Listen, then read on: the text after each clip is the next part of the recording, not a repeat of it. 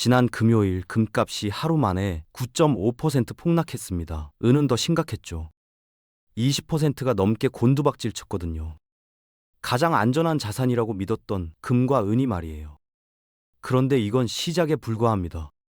표면적으론 과열 때문이라고 하지만 그 뒤엔 훨씬 더 거대한 균열이 숨어 있거든요.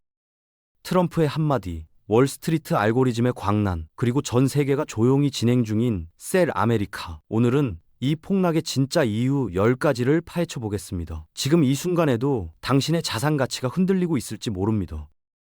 폭락의 첫 번째 진범은 바로 위크 핸즈였습니다. 이들은 누구냐? 자산의 가치보다 소문에 투자하는 사람들이죠. 금값이 로켓처럼 치솟을 때 뒤늦게 뛰어든 겁니다. 심지어 빚까지 내면서요. 30대 직장인 김 대리를 예로 들어볼게요. 그는 유튜브에서 금 대세 상승장 영상을 보고 흥분했습니다. 주변 동료들도 수익 자랑을 하더라고요.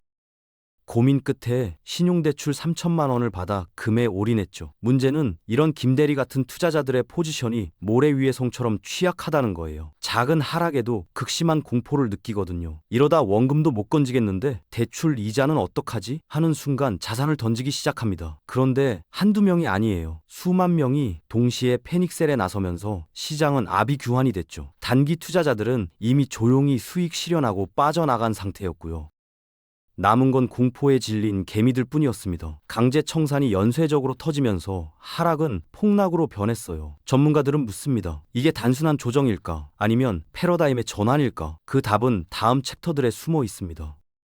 금요일 대학살의 결정적인 방아쇠는 트럼프의 입에서 시작됐습니다. 그는 미국 수출 기업들의 가격 경쟁력을 높이기 위해 달러 약세를 선호한다는 뉘앙스를 던졌죠. 기축통화의 가치를 대통령이 직접 흔드는 순간이었어요. 시장은 즉각 요동쳤습니다. 월가의 트레이더들은 당황했죠. 대통령이 달러를 약하게 만들겠다고? 이건 전례 없는 일인데. 혼란이 확산되자 재무장관이 급히 진화에 나섰습니다. 미국은 강력한 달러 정책을 지지합니다. 시장을 안심시키려던 이 발언이 오히려 금 시장의 숨통을 끊었어요. 왜냐고요? 금과 달러는 시소 관계거든요. 달러가 강해지면 금은 약해집니다. 투자자들은 재무장관의 발언을 강달러 신호로 받아들였고 스위치가 켜진 거죠. 금 팔고 달러 사자. 이 역설적인 상황을 이해해야 합니다. 트럼프는 달러 약세를 원했지만 그의 정부는 강달러를 천명했어요. 시장은 혼란에 빠졌고 혼란 속에서 투자자들은 안전한 쪽을 택했습니다. 바로 달러였죠. 금은 그렇게 버림받았습니다. 시장의 공포를 극대화한 두 번째 요인은 케빈 워시였습니다. 차기 연준 의장 후보로 그의 이름이 유력하게 떠올랐거든요. 월가에서 케빈 워시는 대표적인 매파로 분류되어 경제 과열을 막기 위해 금리 인상과 긴축을 선호하는 인물이죠. 2008년 금융위기 때도 그는 강경한 입장을 고수했습니다. 시장을 너무 달래주면 안 된다는 게 그의 지론이었거든요. 금리를 올린다는 건 돈의 가치를 높이는 행위입니다. 그런데 금은 어떤가요? 이자가 발생하지 않는 자산이에요. 은행에 돈을 넣으면 이자를 주는데 금은 그냥 금고에 있을 뿐이죠. 금리가 오르면 투자자들은 계산기를 두드립니다. 연 5% 이자를 주는 국채가 있는데 왜 이자 없는 금을 들고 있지? 매력이 급격히 떨어지는 겁니다. 투자자들은 케빈 워시의 등장 가능성을 미국의 본격적인 금리 인상 신호탄으로 받아들였어요. 금 매도 주문이 쏟아지기 시작했죠. 결국 금리 인상 우려는 금에 대한 사망 선고나 마찬가지였습니다. 시장의 매도 심리를 더욱 자극한 거예요. 세 번째 주범은 월스트리트의 괴물, 알고리즘 매매였습니다. 인간의 감정을 배제하고 미리 짜인 프로그램대로 작동하는 시스템이죠. 이게 폭락을 산불처럼 키웠어요. 알고리즘은 뉴스가 통신망을 타고 퍼지는 찰나의 순간에 수백만 번의 연산을 거쳐 즉각 매매를 실행합니다. 강달러나 금리 인상 같은 특정 키워드가 감지되는 순간 컴퓨터들은 상상을 초월하는 속도로 금을 내다 팔았어요. 인간 트레이더가 커피 한 모금 마시는 사이에 수천 건의 거래가 체결되는 겁니다. 더 무서운 건 연쇄 반응이에요. 첫 번째 알고리즘이 매도하면 가격이 떨어지죠. 이를 감지한 두 번째 알고리즘이 또 팔고 세 번째, 네 번째가 따라붙습니다. 산사태 효과가 발생하는 거예요. 인간 트레이더들이 상황을 파악하기도 전에 엄청난 물량이 쏟아졌습니다. 거래 데이터를 보면 명백해요. 불과 몇 분 만에 거래량이 평소의 10배로 폭증했거든요. 전형적인 플래시 크래시의 증거였습니다.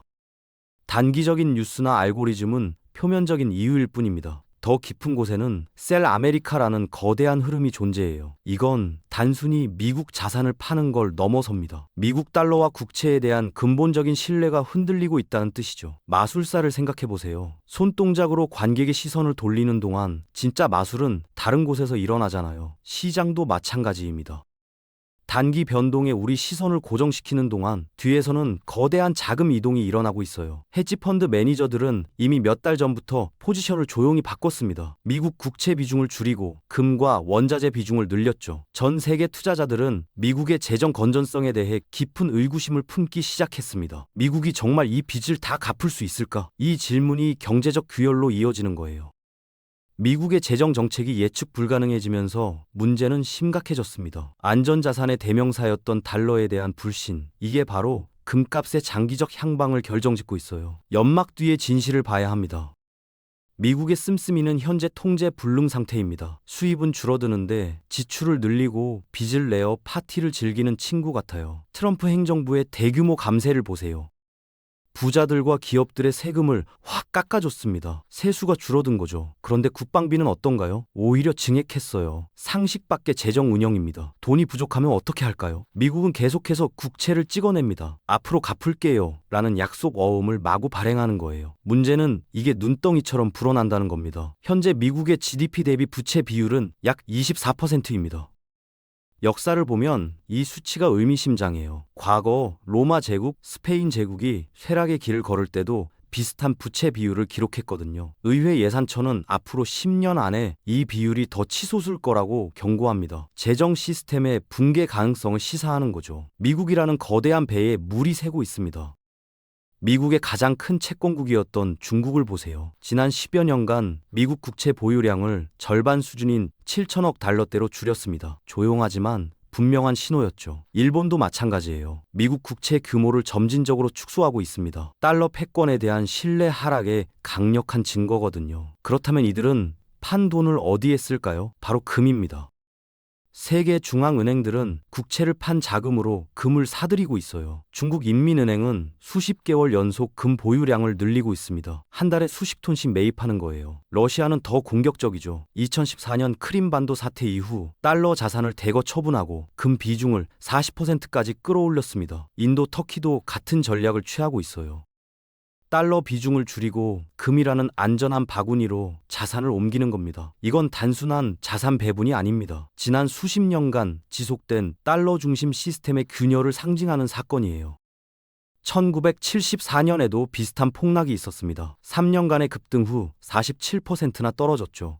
하지만 당시와 지금은 완전히 다릅니다. 1974년은 베트남 전쟁이 종결되던 시기였어요. 불확실성이 해소되고 있었죠. 2026년은 어떤가요? 우크라이나 전쟁, 중동 갈등, 미중 무역 전쟁이 심화되는 시기입니다. 가장 결정적인 차이는 부채 비율이에요. 1974년 미국의 GDP 대비 부채는 30%였습니다. 지금은 124%죠. 4배 이상 늘어난 겁니다. 당시 폴 볼커 연준 의장을 기억하시나요? 그는 인플레이션을 잡기 위해 금리를 20%까지 올렸습니다. 경제가 무너지든 말든 상관없이 강력한 긴축을 단행했어요. 지금은 가능할까요? 불가능합니다. 미국이 금리를 5%만 올려도 이자 부담이 천문학적으로 늘어나요. 정부가 파산할 수도 있죠. 결국 미국은 저금리 기조를 유지해야 하는 딜레마에 빠져 있습니다. 이건 금값의 우호적인 환경이에요. 1974년과는 완전히 다른 게임입니다. 투자의 세계에서 맹신은 위험합니다. 금값이 하락할 수 있는 바이 아메리카 시나리오도 반드시 검토해야 해요. 첫 번째 가능성은 트럼프의 확장 재정이 예상 밖의 성과를 내는 겁니다. 감세와 규제 완화가 기업들의 폭발적인 성장을 이끌어낸다면요. 돈은 금이 아닌 주식시장으로 쏠릴 겁니다. 두 번째는 지정학적 리스크의 급격한 해소예요. 만약 우크라이나와 러시아가 극적인 평화 협상을 타결한다면, 중동 분쟁이 갑자기 종식된다면 금의 보험 역할은 축소됩니다. 투자자들은 이제 안전하네 라며 금을 팔고 위험 자산으로 갈아탈 거예요. 가장 치명적인 위협은 실질 금리의 상승입니다. 물가가 안정되고 국채 수익률이 플러스가 되는 순간 이자 없는 금은 외면받아요. 연 4% 수익을 주는 안전한 국채가 있는데 왜 금을 들고 있지? 투자자들은 실질적인 이자를 주는 자산으로 이동하게 됩니다. 이렇게 되면 금 시장은 장기간 얼어붙을 수 있어요. 전문가들은 금을 투기 자산이 아닌 보험으로 봅니다. 전체 포트폴리오의 5%, 15% 비중으로 유지하라고 권장하죠. 그렇다면 어떤 방법으로 투자해야 할까요? 첫 번째는 실물금입니다. 위기 시 극강의 안정성을 제공해요. 손에 쥐고 있는 금은 거짓말을 하지 않거든요. 하지만 10%의 부가세가 붙고 보관도 까다롭습니다. 장기 저장 용도로 적합해요. 두 번째는 KRX 금시장입니다. 여기가 핵심이에요. 매매 차익이 비과세 혜택을 받습니다. 수수료도 0.2, 0.3%로 낮죠. 실질적인 수익률 측면에서 가장 유리한 선택입니다.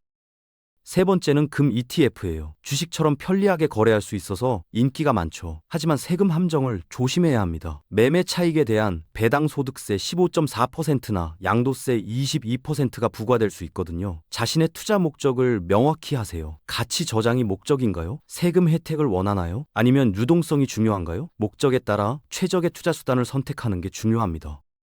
이번 폭락은 공포가 아닌 기회입니다. 모두가 패닉에 빠져 자산을 던질 때 준비된 투자자만이 냉철하게 움직이죠. 단기 변동에 흔들리지 마세요. 중요한 건 자신만의 원칙입니다.